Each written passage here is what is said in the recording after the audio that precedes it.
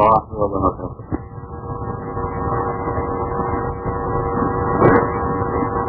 إن الحمد لله نحمده ونستعينه ونستغفره ونعوذ بالله من شرور أنفسنا وسيئات أعمالنا. من يهده الله فلا مضل له ومن يضلله فلا هادي له. أشهد أن لا إله إلا الله وحده لا شريك له وأشهد أن محمدا عبده ورسوله. يا أيها الذين آمنوا اتقوا الله حق تقاته ولا تموتن إلا وأنتم مسلمون. يا أيها الناس اتقوا ربكم الذي خلقكم من نفس واحدة وخلق منها زوجها وبث منهما رجالا كثيرا ونساء واتقوا الله الذي تساءلون به والأرحام إن الله كان عليكم رقيبا. يا أيها الذين آمنوا اتقوا الله وقولوا قولا سديدا يصلح لكم أعمالكم ويغفر لكم ذنوبكم ومن يطع الله ورسوله فقد فاز فوزا عظيما. أما بعد فإن أحسن الكلام كلام الله وخير الهدى هدى رسول الله صلى الله عليه وسلم وشر الأمور محدثاتها وكل محدثة بدعة وكل بدعة ضلالة وكل ضلالة في النار. Pertama-tama marilah kita bersyukur kepada Allah Subhanahu wa taala yang telah memberikan nikmat dan karunia-Nya kepada kita semua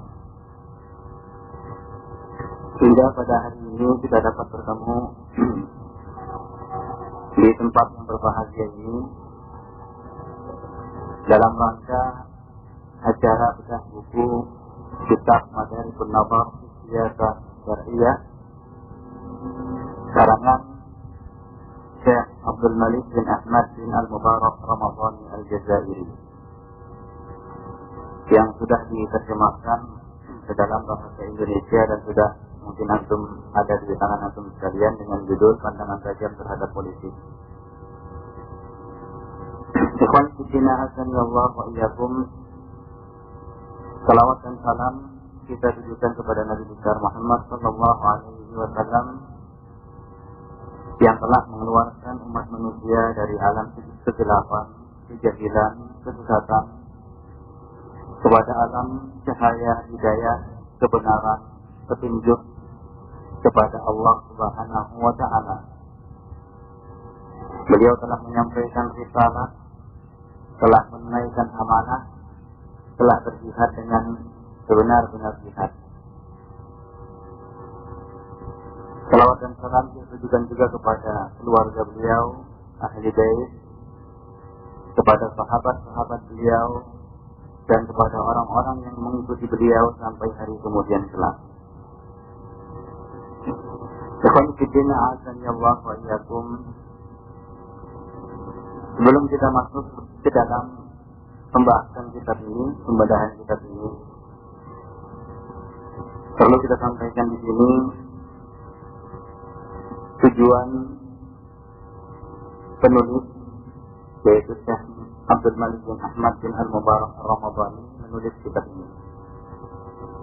Sebagaimana yang disebutkan dalam mukadimah buku ini, bahwa inti dari kitab ini adalah beliau ingin menerangkan 6 kaidah pokok yang mesti diketahui oleh setiap muslim pada saat ini, khususnya yang berkaitan dengan aktivitas politik yang banyak digeluti oleh para pemuda atau orang-orang awam. Saya katakan orang awam karena manusia Allah bagi hanya menjadi 2, alim dan awam. Alim adalah orang-orang yang telah sampai kepada diri derajat istihad yang mana dia boleh dimintai fatwa atau pendapat dalam masalah-masalah agama. Dan kita ketahui bersama bahwa agama itu mencakup seluruh aspek kehidupan manusia, termasuk diantaranya aktivitas politik ini. Di awal kitab beliau menguraikan bagi berikut. Tajidu fi hadzal kitab, mungkin itu tidak ada di dalam buku yang sudah diterbitkan. Namun dalam buku asli ada. Kalau antum punya buku aslinya. Mungkin pada terbitan yang kedua ini akan dicantumkan. Beliau menguraikan secara ringkas isi buku ini. Beliau mengatakan, dapat Anda temui dalam kitab ini, pertama, ta'filan liqaidah al-fatwa fi nawazil as-siyasiyah qasiratun 'ala al-mujtahid. Ini pertama.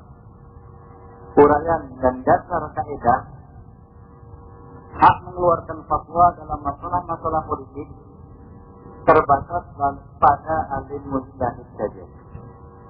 Saya ulangi, ini uraian dan dasar kaidah hak mengeluarkan fatwa, ini adalah kaidahnya. Hak mengeluarkan fatwa dalam masalah-masalah politik terbatas pada alim mujtahid saja. Allah Subhanahu wa ta'ala telah berfirman di dalam kitabnya surat An-Nisa ayat 83. Antum mungkin sudah tahu ayatnya.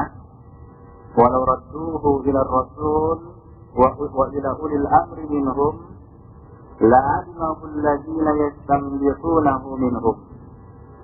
Yang artinya, dan kalau mereka kaum muslimin, kita semua orang-orang awam menyerahkannya kepada Rasul dan ulil amri. Nya di sini apa maksudnya?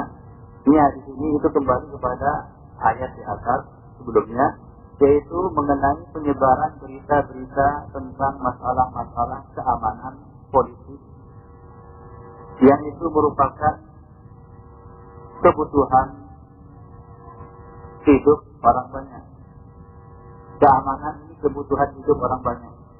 Setiap orang butuh aman, benar tidak? Ya. Lebih bagus aman daripada tidak makan. Biar tidak makan yang penting aman. Makan enak tapi tidak aman, tidak enak juga kan? Nah, jadi keamanan adalah hajat hidup orang banyak. Nah, masalah-masalah ini harus diserahkan kepada Rasul dan ulil amri di antara mereka. Kepada Rasul ketika Rasulullah Shallallahu Alaihi Wasallam masih hidup, dan kepada ulil amri yang dimaksud dalam ayat ini sama seperti ulil amri yang disebutkan pada ayat sebelumnya, yaitu wa in tanaza'tum fi shay'in farudduhu ila Allahi wa Rasul. Atiullah wa atiur Rasul wa ulil amri minkum. Taat kepada ulil amri. Ulil amri yang dimaksud di sini adalah ulama dan umara. Ulama dan umara. Para ulama menjelaskan kedudukan ulama dan umara ini. Ulama dan umara itu ibarat sepasang sayap yang harus bergerak seimbang. Sayap burung itu tidak akan bisa terbang tinggi, tidak akan bisa menuju sebuah tempat yang jauh tanpa mengepakkan dua sayapnya. Demikian juga umat ini tidak akan bisa berbuat apa-apa tanpa kelurusan, kebenaran dan keistiqomahan ulama dan umaroknya. Apabila ulama sudah rusak, umaroknya rusak, maka umat ini juga akan rusak. Tentulah orang-orang yang ingin mengetahui kebenarannya akan dapat mengetahuinya, mengetahui kebenaran sikap dan tindakan yang harus diambil. Sikap dan tindakan yang harus diambil. Ada sebuah berita yang berkaitan dengan keamanan. Apa yang harus kita lakukan? Apakah kita harus sebarkan? Dan bagaimana sikap kita dan tindakan kita? Apakah kita melakukan tindakan-tindakan yang di luar prosedur syariat? Atau bagaimana? Nah, ini harus kita tanyakan kepada ulil amri. Niscaya orang-orang yang ingin mengetahui kebenarannya akan dapat mengetahuinya dari mereka, yaitu dari Rasul dan ulil amri. Ibnu Qayyim rahimahullah mengatakan, al-alim bi kitabillah wa sunnati rasulih sallallahu alaihi wasallam wa aqwal sahabah fahuwa al-mujtahid fil nawazil. فهذا النوع الذي يسوغ لهم الكتاب ويسوغ استفتاؤهم ويتأتى بهم فرض الاجتهاد وهم الذين قال فيهم رسول الله صلى الله عليه وسلم إن الله يبعث لهذه الأمة على رأس كل 100 سنة من يجدد لها دينها. Ibnu Qayyim berkata, orang-orang yang alim tentang kitabullah, sunnah Rasulullah, asar sahabat, mereka lah alim mujtahid yang berhak berfatwa dalam masalah-masalah nawazil, masalah-masalah kontemporer, politik dan keamanan, kasus-kasus yang berkembang. Mereka lah yang berhak mengeluarkan fatwa dan boleh dimintai fatwa. Mereka pula lah yang berhak menunaikan kewajiban ijtihad. Mereka lah yang disebut dalam hadis, apabila seorang hakim berijtihad dan benar, dia dapat 2 pahala. Jika salah, dia dapat 1 pahala. Artinya benar dan salahnya, dia tetap mendapatkan pahala. Ini keutamaan seorang alim rabbani, alim mujtahid. Dan tentu saja derajat alim mujtahid ini tidak dapat diraih dengan angan-angan, tapi diraih dengan ilmu. Mereka pula lah yang berhak menunaikan kewajiban berijtihad, dan mereka pula lah yang disebutkan oleh Rasulullah sallallahu alaihi wasallam dalam hadis yang antum sudah tahu bersama.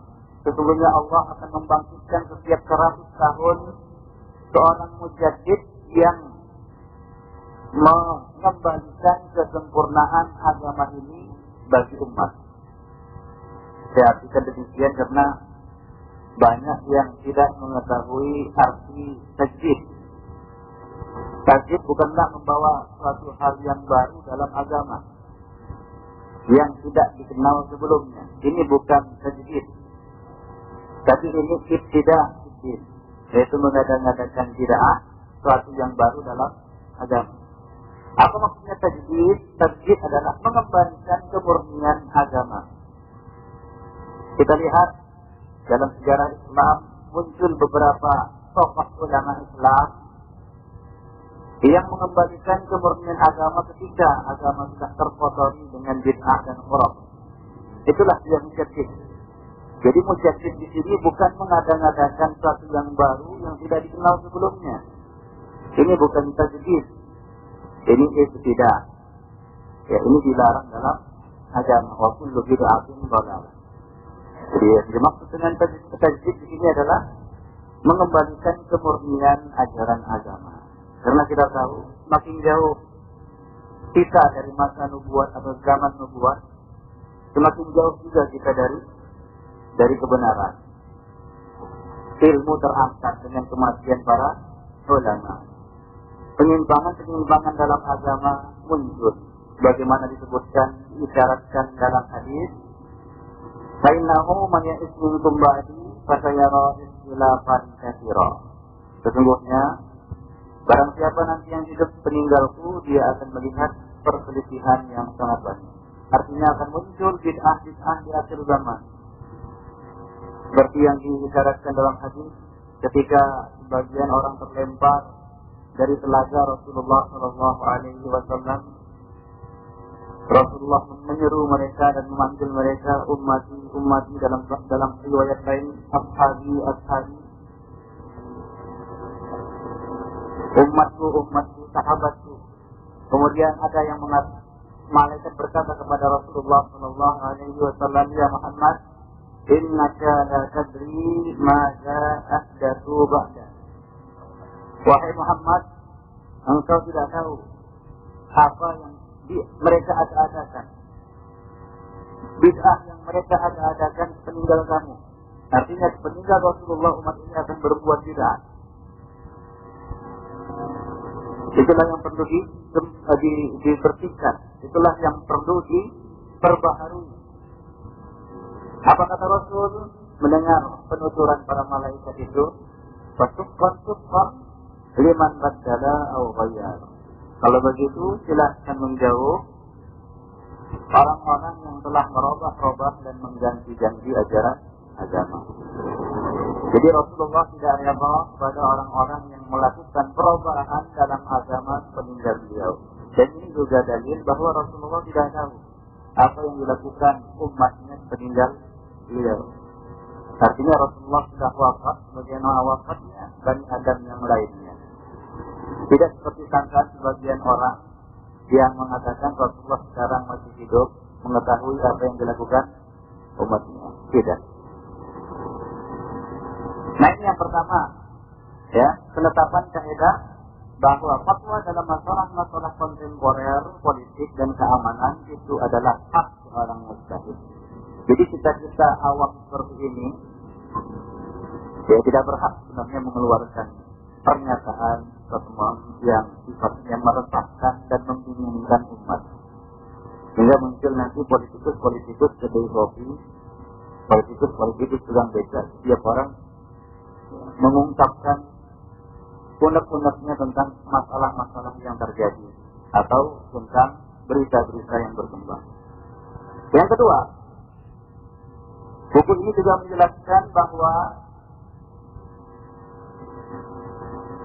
bayanu annahu la yufti fi daqa'il jihad illahu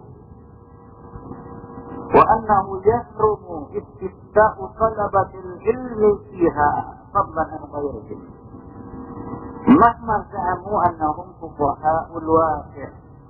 Qala Ibnu Taimiyah rahimahullah, wa fil jumlah فالبحث في هذه الدقائق أي دقائق أحكام الجهاد من وظيفة خواص أهل العلم. Beliau mengatakan, penjelasan bahwa alim mujtahid itulah yang berhak berfatwa dalam masalah-masalah jihad yang kecil, mobilisasi massa, pengerahan umat. Jihad dalam arti kata pengerahan mobilisasi massa, bukan jihad difa. Jihad difa ini mau tidak mau seorang harus mempertahankan dirinya. Mobilisasi massa tidak dibolehkan meminta fatwa dalam masalah ini kepada para penuntut ilmu. Hanya alim mujtahid itulah yang berhak berfatwa dalam masalah-masalah seperti ini. Meskipun para penuntut ilmu itu mengklaim diri mereka adalah orang-orang yang mengetahui wakil, mengetahui berita, mengetahui keadaan dan kondisi dan lain sebagainya. Karena orang awam yang bukan alim terlalu banyak syubhat dan perkara-perkara yang mempengaruhinya. Orang awam artinya hatinya kosong dari ilmu. Hati yang kosong dari ilmu mudah kemasukan syubhat dan bisikan setan. Dia tidak bisa membedakan mana bisikan setan dan mana bisikan wahyu, mana wahyu dan mana bisikan setan. Maka dari itu dia tidak boleh mengeluarkan fatwa dalam masalah-masalah ini. Syekhul Islam Ibnu Taimiyah rahimahullah berkata tadi, secara keseluruhan kata beliau, pembahasan lebih mendetail dalam masalah ini, yaitu perincian hukum jihad, merupakan kewajiban kalangan khusus alim ulama. Beliau mengatakan kalangan khusus alim ulama. Jadi di sini beliau mengisyaratkan bahwa alim ulama itu ada tingkatannya dan kita harus seorang penuntut ilmu harus memperhatikan tingkatan ulama ini. Artinya di dalam masalah-masalah seperti ini kita tidak boleh meminta fatwa kepada sembarang orang, sembarang alim, tidak. Tapi kalangan khusus dari alim ulama tersebut, yaitu ulama-ulama yang sudah direkomendasi oleh ulama yang lainnya bahwa dia pantas untuk berfatwa dalam masalah ini. Contoh realnya, contoh nyatanya dapat kita lihat ketika para masyayikh murid-murid Syekh Al-Albani ditanya tentang masalah jihad yang terjadi di Indonesia, yang isinya mungkin antum sudah tahu bersama. Mereka tidak menjawabnya. Mereka merujuk kepada seorang alim yang disepakati oleh ulama-ulama zaman sekarang ini sebagai rujukan dalam masalah-masalah seperti ini, yaitu Syekh Ibn Utsaimin dan Syekh Abdul Muhsin Al-Abbas. Inilah contoh dari kalangan khusus alim ulama. Jadi bukan sembarang alim ulama. Ya, bukan sembarang alim ulama. Bukan mengecilkan ulama-ulama yang lainnya. Tapi dalam masalah-masalah ini yang berkaitan dengan darah kaum muslimin, ini harus ekstra hati-hati. Tidak boleh sembarangan dan serampangan. Ya, demikian terjaganya darah dan harta seorang muslim. Karena banyak sekali konsekuensi yang akan muncul di balik fatwa tersebut. Jadi harus hati-hati, khususnya di dalam masalah-masalah seperti ini. Kemudian yang ketiga, bayanu annahu law afta fiha man laysa lahu fi rutbatil alim al-mujtahid afsada al-bilad wa arhaqa al-ibad. Kitab ini juga menjelaskan bahwa apabila orang yang bukan alim mujtahid berfatwa dalam masalah-masalah seperti ini, niscaya akan merusak negara dan akan menumpahkan darah rakyat banyak, khususnya darah kaum muslimin, tanpa hasil dan tanpa faedah. Ini mungkin sudah dapat kita lihat bersama. Karena seorang alim dapat mencium bau fitnah sebelum terjadi. Itu bedanya alim dan awam. Seorang alim dapat mencium bau fitnah sebelum terjadi. Adapun selain mereka hanya dapat menyadarinya ketika sudah terjadi. Bahkan kadang-kadang ia sama sekali tidak menyadarinya. Ini orang awam.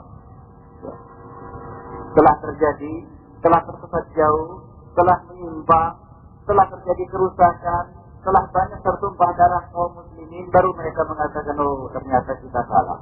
Kalau begitu bukan. Nah ini ciri orang awam. Ciri orang awam. Al-Hasan al-Basri, salah seorang ulama kaum muslimin yang terkenal, berkata,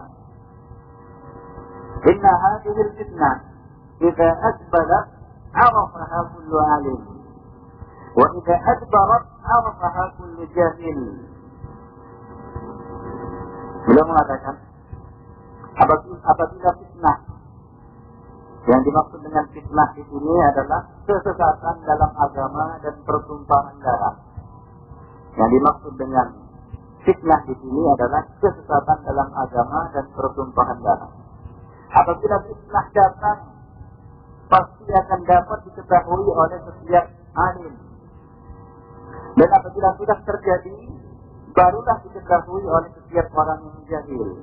Jadi orang yang baru tahu setelah terjadinya kesesatan, penyimpangan dan pertumpahan darah, fitnah, ini adalah orang jahil, orang awam, ya, orang awam.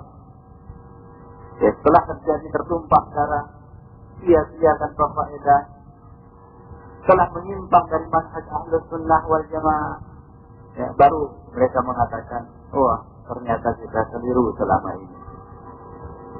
Kenapa bisa begitu? Karena mereka menimbang, mengukur segala sesuatu bukan atas dasar ilmu, atas dasar kejahilan.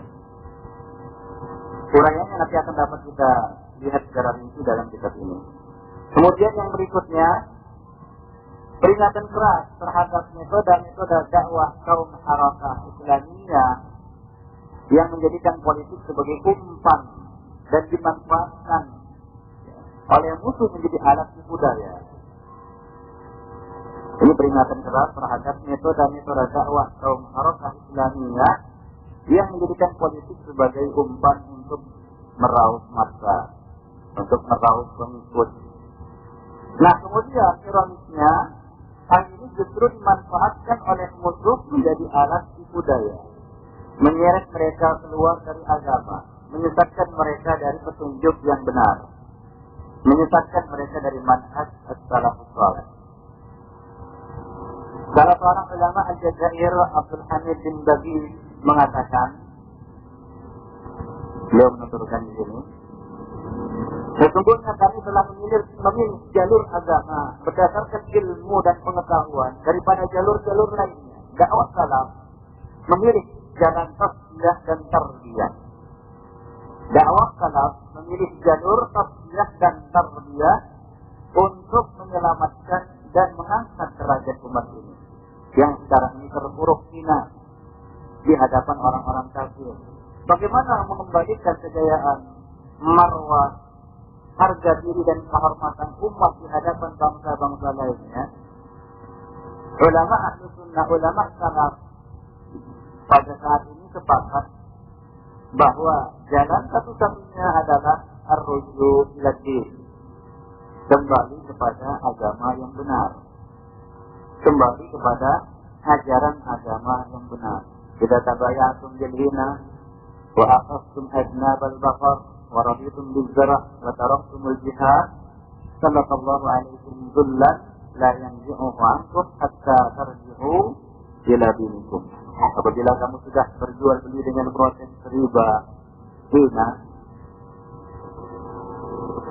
suka dan senang dengan mengikuti ekor-ekor sapi dan bersikap tanam, kamu tinggalkan jihad fisabilillah, maka sebagai akibatnya adalah Allah akan menimpakan kehinaan atas kamu sekalian, dan tidak akan terangkat kehinaan itu hingga kamu kembali kepada agama kamu. Ini adalah jawaban salafi. Jawaban salafi dari melihat, memandang satu permasalahan dengan kacamata salaf. Kita melihat kondisi dan keadaan umat sekarang ini yang benar-benar jauh dari agama. Kita lihat sekeliling kita, bahkan jauh-jauh tetangga kita, kanan kiri, muka belakang. Kalau ada yang di atas dan ada yang di bawah, yang tinggal di rumah itu, coba lihat keadaan mereka. Kadang-kadang sholat yang menjadi tiang agama juga tidak ditegakkan, dan yang menegakkan sholat juga jauh dari tuntunan sunnah Nabi. Begitu jauh ya kesesatan, jauhnya umat ini dari agama. Bagaimana Allah bisa ridha kepada umat yang tidak mengenal Allah? Ya, sungguh sangat jauh. Maka dari itu, jalan satu-satunya untuk mengembalikan keridhaan Allah kepada umat ini, membebaskan mereka dari kehinaan sebagaimana terbebasnya seorang budak wanita karena mengenal Allah. Hadisnya masyhur dalam Sahih Muslim. Ketika Rasulullah menguji iman seorang budak wanita, Rasulullah bertanya dua hal. Yang pertama, aina Allah, di mana Allah? Dia dapat menjawab dengan benar. Karena imannya itu, karena lurusnya akidahnya tentang Allah, Rasulullah Shallallahu Alaihi Wasallam membebaskannya dari perbudakan. Sikha fa innaha mu'minah. Bebaskan budak wanita itu karena dia adalah seorang wanita mukminah.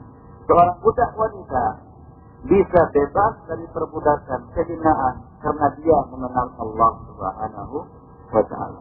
Bagaimana umat ini bisa bebas dari perbudakan bangsa lain, dari kehinaan, jika mereka sendiri tidak mengenal Allah Subhanahu wa Ta'ala?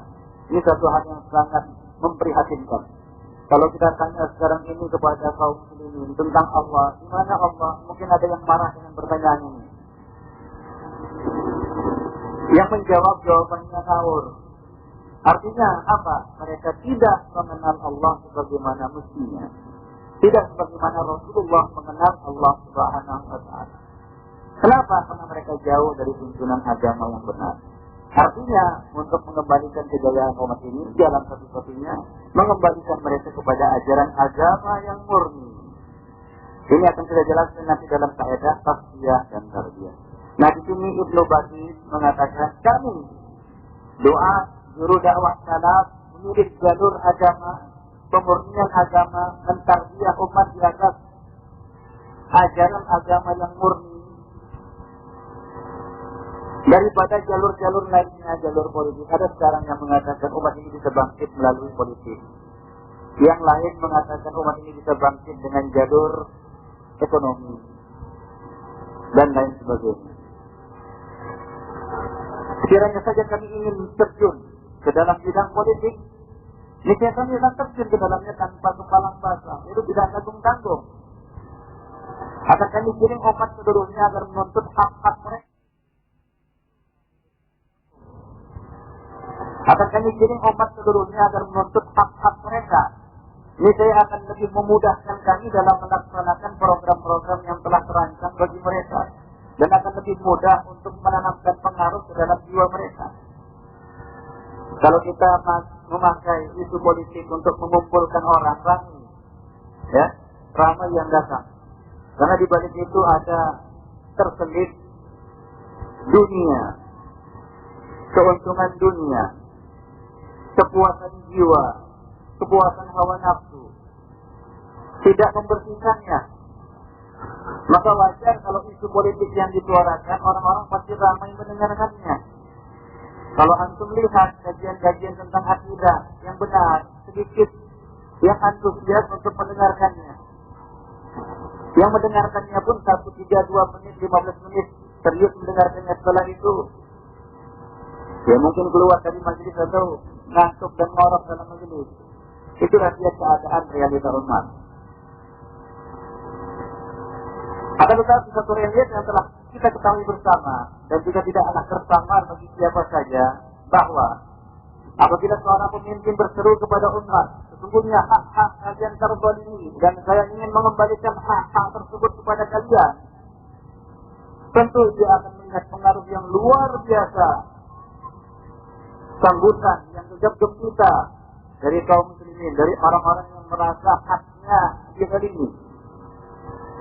Daripada seorang pemimpin yang berseru, sesungguhnya kalian jahil tentang dasar-dasar agama, tentang akidah, dan saya ingin menuntun kalian menuju hidayah. Mana seruan yang lebih disambut oleh mereka? Tentu, seruan pertama disambut gegap gempita oleh orang banyak. Adapun seruan yang kedua justru akan dilawan oleh sebagian besar mereka atau separuhnya. Demikian penuturan beliau. Kalau kita menyuarakan sekarang ini akidah yang benar, menuntun mereka kepada ajaran agama yang benar berdasarkan hadis yang sahih, pemahaman as-salafus saleh, pemahaman sahabat, mereka justru menentangnya, melawannya. Tapi kalau itu politik, menuntut hak dan sebagainya, ramai orang yang mengikutinya. Itu sudah ya kita katakan fitrah. Wa qalilun min ibadiyas syakur. Sangat sedikit dari hamba-hamba itu yang bersyukur. Yang kelima, تحذيرا من الحزبية التي فرقت شمل المسلمين. Peringatan keras terhadap bahaya hizbiyah yang telah mencerai-beraikan barisan persatuan kaum muslimin, mengkotak-kotak mereka, menyekat-nyekat kaum muslimin, hingga antara satu yang lainnya terpisah dengan apa? Dengan ikatan hizbiyah, ikatan golongan dan kelompok. Ini sebenarnya ikatan-ikatan yang batil, tidak ada sandarannya dalam agama, dan ini merupakan bid'ah akhir zaman. Ya, ikhtilafan katsira yang telah disinyalir oleh Rasulullah dalam hadis beliau. Di sini ada perkataan yang baik dari Muhammad Al-Bashir Al-Ibrahimi. Jarak atau dapat kita katakan sangat sedikit orang yang mengenal nama ini. Padahal beliau adalah ulama besar Salafi di Aljazair, Muhammad Al-Bashir Al-Ibrahimi. Orang mungkin lebih kenal Ali bin Haj, Abbasi Madani dan lain sebagainya, tokoh-tokoh pergerakan yang menyuarakan isu politik di Aljazair. Mereka tidak mengenal ini, seorang alim Rabbani yang beliau sudah meninggal. Di sini beliau mengatakan, saya mewasiatkan kepada kalian, kepada kaum muslimin, agar menjauhi hizbiyah yang telah menyebarluaskan kejahatan, yang datang menyerbu demi memadamkan cahaya ilmu dan kebaikan, yang telah menumpahkan segala kepahitan atas masyarakat. Itulah hizbiyah, bagaikan karang air, menampung air kotor, lalu menumpahkannya kembali dalam keadaan kotor. Tidaklah mengumpulkan air tawar lagi jernih, dan tidak pula memberi manfaat bagi tanah.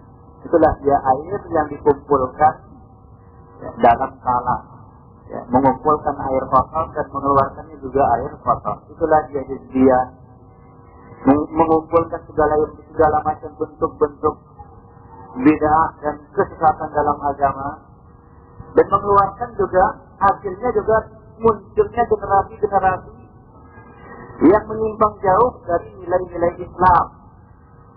Ya, prakteknya bagaimana nanti akan antum dapat ketahui dalam kajian ini. Kemudian berikutnya yang ke-7 atau yang ke-6. Tahdziran min masarik at-tawar.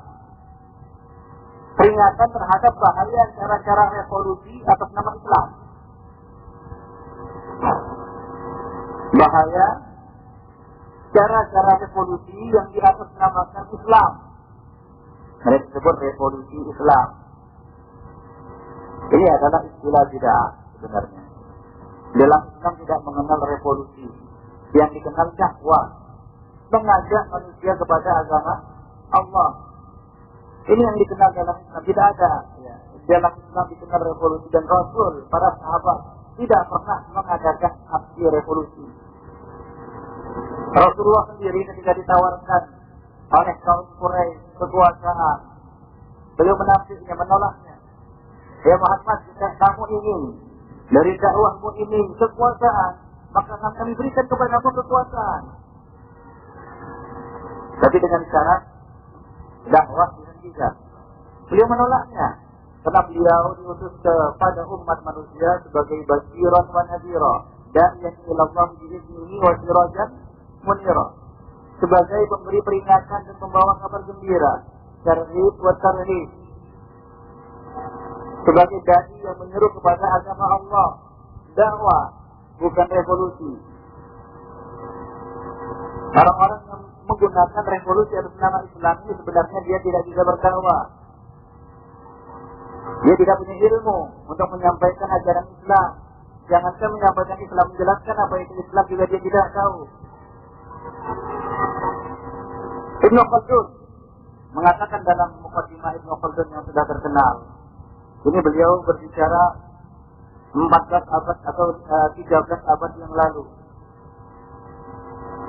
ومن هذا الباب kata beliau, أحوال الثوار القائمين بتغيير المنكر من العامة والفقهاء. Coba untuk membayangkan, Ibnu Khaldun sudah mengisyaratkan hal ini jauh sebelumnya. Beliau tidak hidup di zaman kita sekarang ini, namun seolah-olah beliau berbicara untuk kita sekarang ini.